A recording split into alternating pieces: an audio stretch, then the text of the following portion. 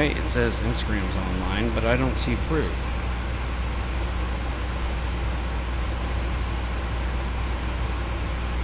Come on.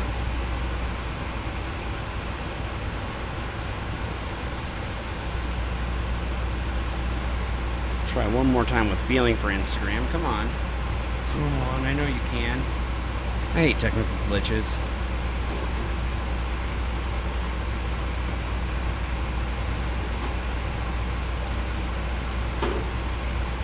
Alright. Instagram is not working. So I'm going to try this one more time. Sorry for everyone on the live streams.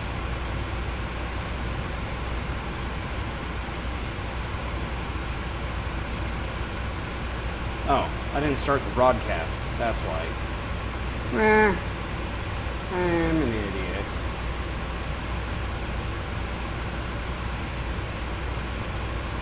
Now we're online. Now that I've started the broadcast and everything's back up and running, back up on all the live streams, back up on all the chats. Instagram back up. Let's check Instagram. Oh yeah. We're on it. We're live. We're back. Cool. So, let's pick up where we left off.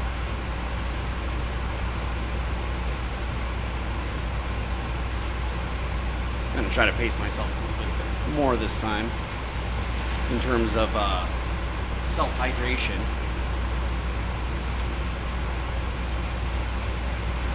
Now again, where we left off was I had just shown you how to apply spores using a spore syringe or a spore swab to Agar, and we did that over there. Actually, swap the view. There we go.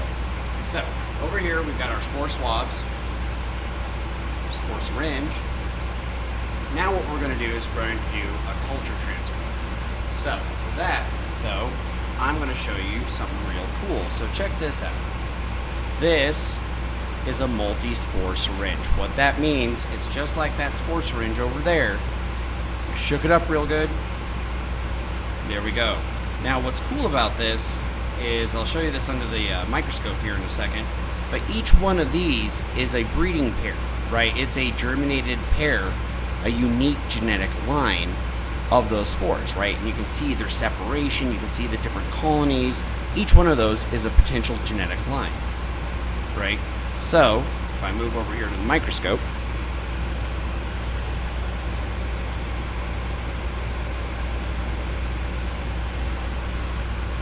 gotta zoom out just a little bit.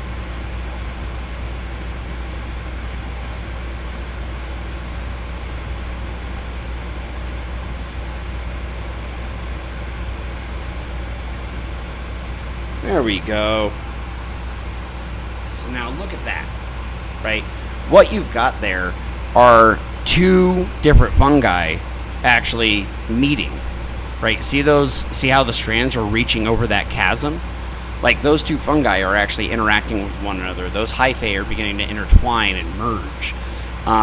But until they're fully merged, and even after that, right, you'll still be able to see different sets of growth because of those different genetic lines. So what I'm going to do in sampling this is I'm going to grab a little bit of this one, probably another one of these couple of other colonies, and we're going to transfer those onto a clean agar dish, and they'll grow out and they'll show us their unique genetic potential. So let's get started. Long view. There we go. You don't see my Cooper face. Now I'm not wearing a mask this time, which is silly. So I'm gonna go put my mask on. Again, why am I wearing a mask in front of the flow hood? It's got a retainer. I spit when I talk, and I put that mask on upside down. Because obviously, in the land of COVID, I should probably know how to don a mask at this point. Is it okay to handle Petri dishes after using parafilm? Of course. I handle my Petri dishes all the time. I handle them rough, I handle them gently. Handle them obliquely.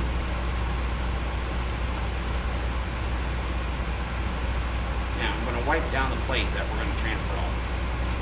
Then I'm going to turn it upside down. Why am I turning it upside down? So that condensation falls on the lid and doesn't get into anything else. Cool story, right? Now I'm going to fire up my sterilizer down here. You can probably see that in the view down there underneath. So I can sterilize these two plates. First, I'm going to take, we use shrink wrap, not parafilm. I don't like parafilm because it's wasteful. You have to cut it to size. It dries out really quickly. Yeah, I've got a list of reasons I don't like to use it. So we use shrink wrap, which is cool, but has a different set of trade-offs. Now I'm sterilizing my blade. I'm going to get it nice red hot. That induction sterilizer makes it easy. I could be using this blowtorch, but I don't need to see fire that bad today. As Frankenstein's monster would say, fire bad. Oh, hey, no problem. See you later on the floor. I'm glad the videos helped. Glad the videos, glad the tutorials. Actually, the video I'm shooting right now, this live stream, will be cut up into more YouTube tutorials. Right? So that's why I'm doing all this today. Now, the second thing I'm doing today is, as you can see on the stream, we've got links there for our Kickstarter because I was actually just talking to one of the team, and we were just going over moving plans because we're going to move into a 5,000 square foot warehouse with 25 foot by 25 foot clean room. And we're going to be partnering with all the local schools and colleges. And we're going to be having classes. It's going to be an open Myco lab. It's going to be dope. So we're raising money for that. But also, any of the products you see here are available on our website 24 hours a day, 365 days a year. Our books there, our classes are there. We have a YouTube. So all the links are there. Check my profiles. They're there. All right. Well, I sterilized this blade and then I went and moved it around a whole bunch. So I'm going to sterilize it again. Now, you're probably wondering, how long do you have to let your blade cool before applying it to auger? That is a trick question because, like a blacksmith, you can quench your inner fire of desire with the plate you're transferring to. Hear that hiss? Oh yeah, that's the hiss of sterility. Now I'm going to quench it one more time just to make sure it's super clean. Right? Now, as you can see, unfortunately, this flow hood is vibrating worse than your grandmother driving down the highway at 100 miles an hour. But everything is sterile. So, that culture plate that I showed you before, see that? Each one of those circles is a unique genetic line, right? Each one of those is a paired set of spores that have gone off and made a little baby. Now, eventually, these will all, they're already becoming a single fungi. They're already going to start, merging into a single organism, but they're always going to have these same genetic differences.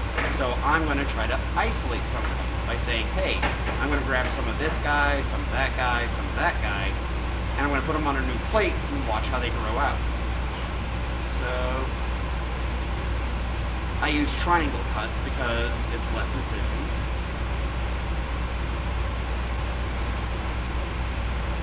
There's one.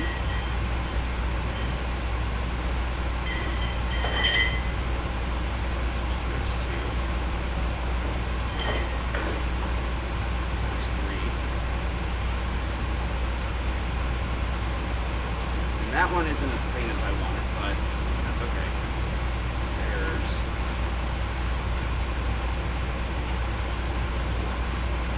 Now, I could get a lot more off there, but I'm only going to do 4 today because I have to clean up the lab because we have our first meeting with CSU tomorrow. We are having the CSU Mycology Club come over here to our laboratory, and we're going to talk all about growing mushrooms at home, growing mushrooms in the lab.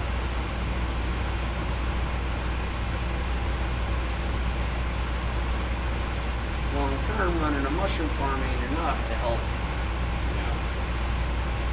help a vast majority of people versus just a couple.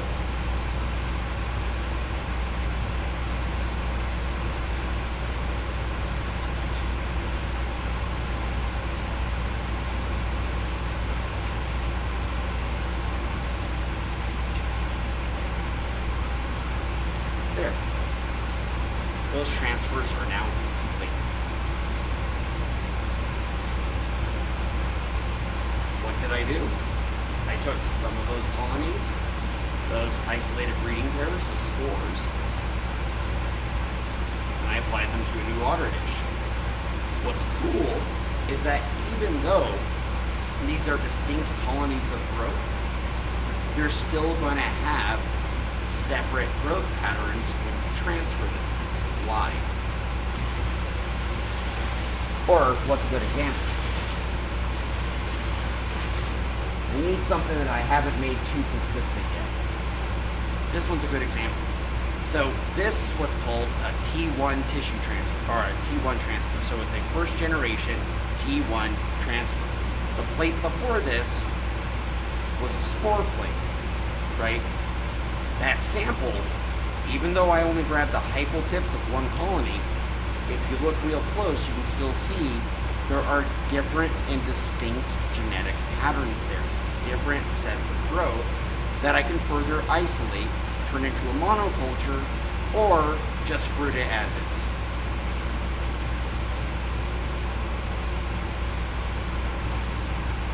Now, here's an interesting example. This was another spore syringe, right? But in this case, we only got like one breeding colony. Like, check that out.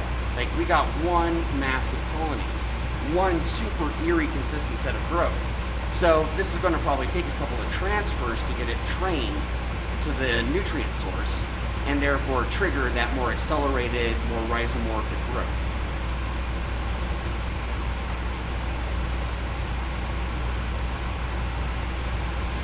Here's an example. You can still see that there are different sets of genetic potential, but the larger fungus is actually throwing primordia. It's starting to fruit here on the auger plate. Right? Those little fluffy clouds, that's pitting time, baby. In fact, let me pull up the microscope view just to tickle all of us. This is really cool. So cool.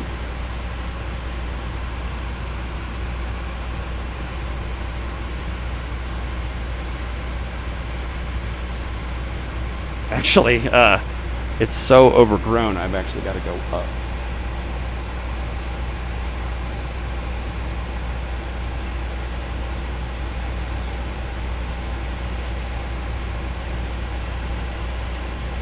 Dang.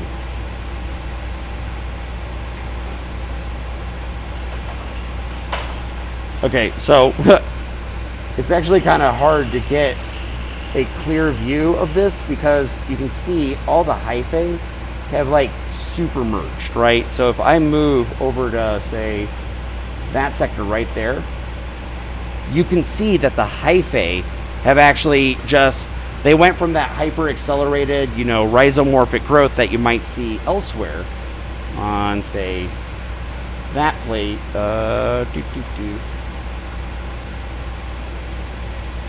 right, like that. It's it's already past that stage, right? Because right here you can see it's just like this mass of snow of interwove in the hyphae. And let me get that view right there. There we go.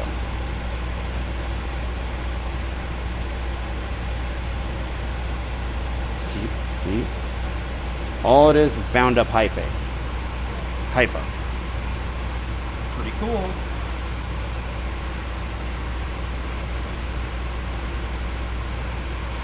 Now, let's go back. GoPro. Alright, so I just showed you a really cool culture transfer. Now, one of the other questions I get a lot is about liquid cultures and liquid culture syringes, right? So what is a liquid culture? A liquid culture is basically when you take an agar culture or another liquid culture, you take pieces of it and you put it into nutrients, right? Or nutrient broth. That creates something that looks like this. See, it looks like a jellyfish floating there on the bottom. I'm going to put this on the stir plate because I've got a magnetic stir bar there in the bottom. I'm going to blend this up. Take a dance.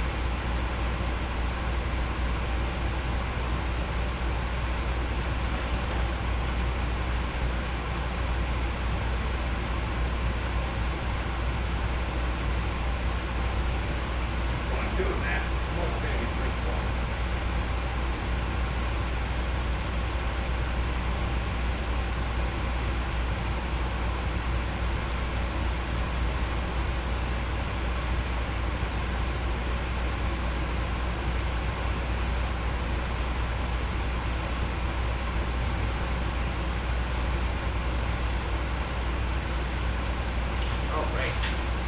That's all blended up. I'm actually going to turn off my sterilizer because I'm not going to need it. Now, once again, we're moving into the sterile zone, so we're going to wipe everything down. There. This is what your liquid culture looks like, all blended up. Look at that. That is a bunch of happy mycelium, right? Looks like a bunch of little jellyfish in there. Looks really, really, really cool, right? What's nice about this is that this is like 100 to 1,000 times more genetic mass, like biomass, than those agar dishes, which means I can inject a whole bunch of this into a bag of grain or something else to get it colonized super fast. Why? This is not spores, right? This is grown out living fungus. So they're a lot faster. Let me go find a clean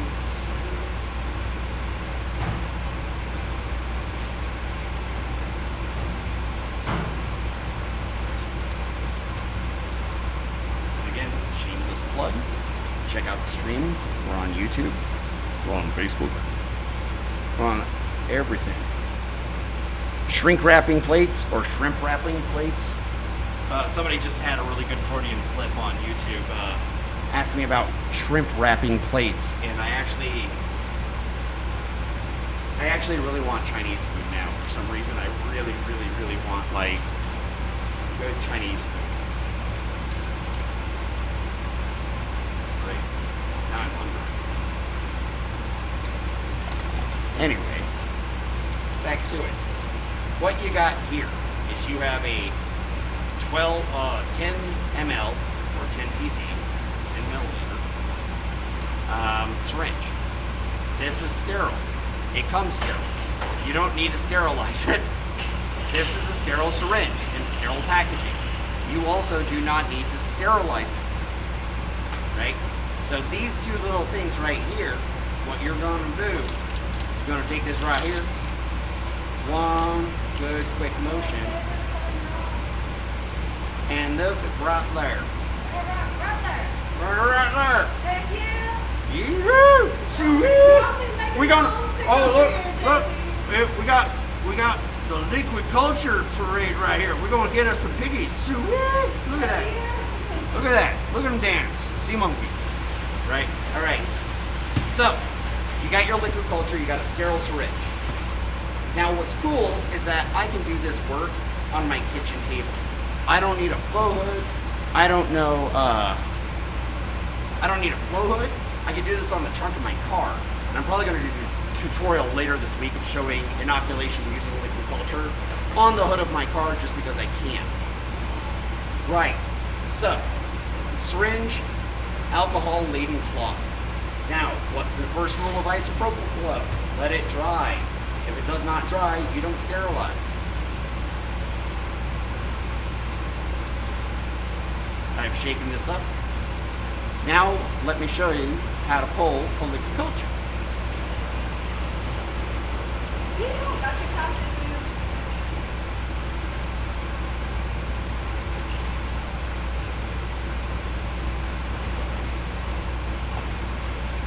I didn't like that pull, so I'm going to go back in, give it a little bit of a shake.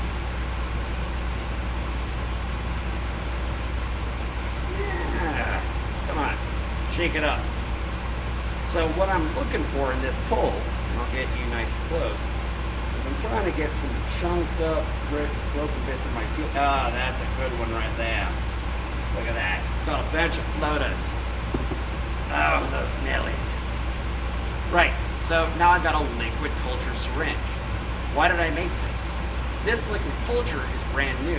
I haven't plate checked it yet. I haven't tested it.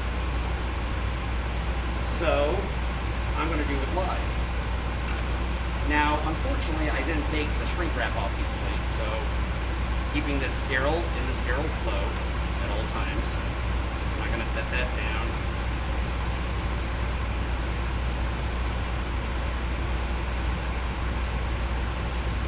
And actually, since I don't need my scalpel anymore today, one plate up. 2 plates up. Now, why am I doing more than one plate on a plate test, right? So this liquid culture is brand new, but before we use it to inoculate anything, we want to test it on Agar. Why? So we know that it's clean and not contaminated, and that it's viable and grown out. So this is still clean, but just to make sure, I'm going to hit it with the old alcohol here. And just because everyone wants fire, well, that's kind of weak. That's also weak. It's like weak, weaker. Oh, yeah. Oh. Ah. All right.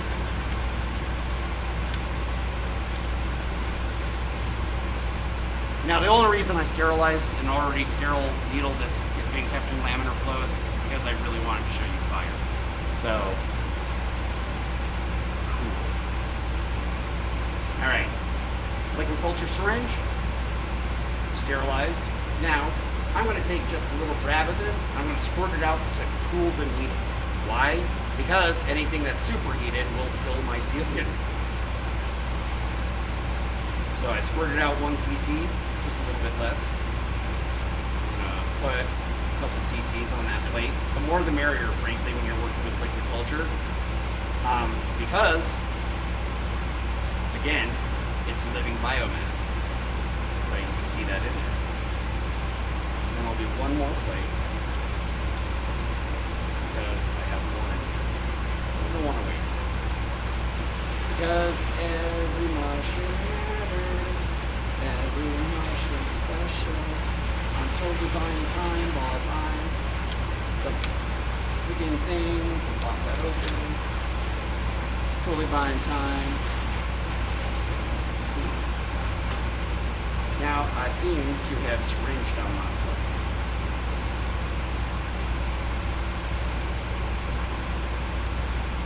There. All done. Now, what am I going to do with this? I'm going to take that needle, sharps container. Why? Because we don't like getting stabbed with needles. No matter what you've read on the internet, injecting yourself with spores, liquid cultures, or anything for that matter, is generally not a good idea and will probably get you killed. So don't do that. Seems like basic. So I'm going to label these. What's today's date? Today's the calendar 25th. 9, 5, LC, so liquid culture, PC, plate check.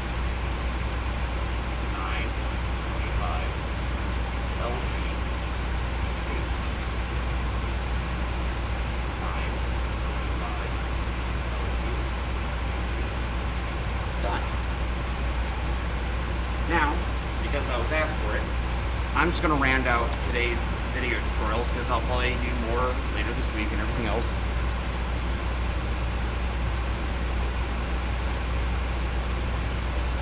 See you on the floor.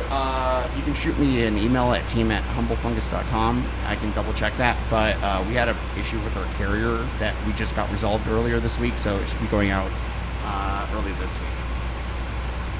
But if you shoot me an email, I can double check that. Because currently my computer is hooked up to every cable on the planet streaming this. Alright. So, I need electricity to seal these plates, because I gotta ask you to seal some plates. Wait a second. Eli, tell me when you're done finishing that bag, because I must steal your power. Until we actually move into the new warehouse space in a couple of weeks, the power and air conditioning thing has been bleak, right? It's like 95 degrees in here every day. Even though it's fall, thanks Colorado. It's like 95 in here every day. And every time we plug something new into the wall, the power goes out. We were pretty much tapped out of power in this space the second we moved in, and I didn't realize it because I'm not good at long-term thinking sometimes. Anyways. Give me my power. I must seal these. So yeah, while I'm waiting for the power, one more shameless plug. All of this is available up on our website. 95 degrees. So, no, Flaky. So our laboratory is 95 degrees, but we don't really store anything in here. We store everything in incubators next door. In our incubators, everything is set to 75 degrees Fahrenheit. No more than 78 at the outside. Because you're right, getting it too hot and you could run into contamination and other issues or slow growth. But generally speaking, if it's in the mycelial stage, you can get away with pretty broad temperature ranges. And in fact, sometimes you may accidentally trigger fruiting because you've got something that's gone through such a broad temperature change from like 95 when we're running the pressure cookers all the way down to 55 at night, and all of a sudden you get pin set on all of your auger plates, which is really, really, really cool. By cool, I mean unexpected and slightly alarming. Thank you, sir. Alright. Now, I have just brought a new utility into my sterile zone. What's the first thing I'm going to do? Well, I'm going to make that pig squeal. No, I am not, in fact, going to make that pig squeal. I'll make that now. Sterile is, sterile does. So, once again, all of this is available on our final website, as well as our classes, the book that I'm writing. Go into all of this, obviously. But yeah, so let's get these sealed. So we use a heat gun. So you can see I've got the heat gun laying down here. Just gonna turn it on.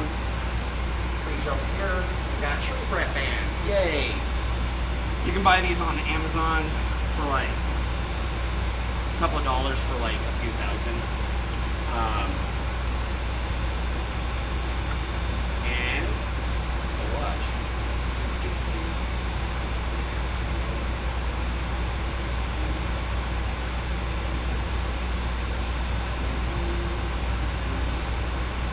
Voila. Voila. I just murdered that.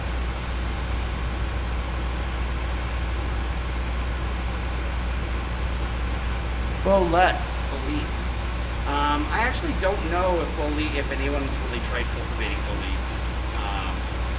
There's lots of wild ones you can cultivate, and you can legitimately grow morels in your yard, all season round sometimes. So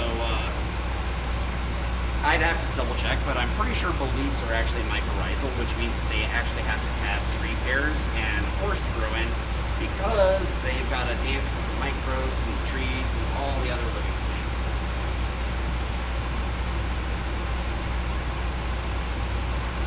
So there. I just sealed those Agar plates. Anyways, I'm going to drop because, like I said, we've got CSU coming in tomorrow. I'm going to do a great talk. We're inviting their entire Mycology club in here. We're going to learn. We're going to walk them through a bunch of stuff. And, yeah. And I'll get back to making more of these tutorials and posting them to YouTube. And thanks. So, again, thanks for joining. I really appreciate you. Check us out on the website, humblefungus.com. Tell your friends, eat more mushrooms. They are good for you. I'll catch you all later.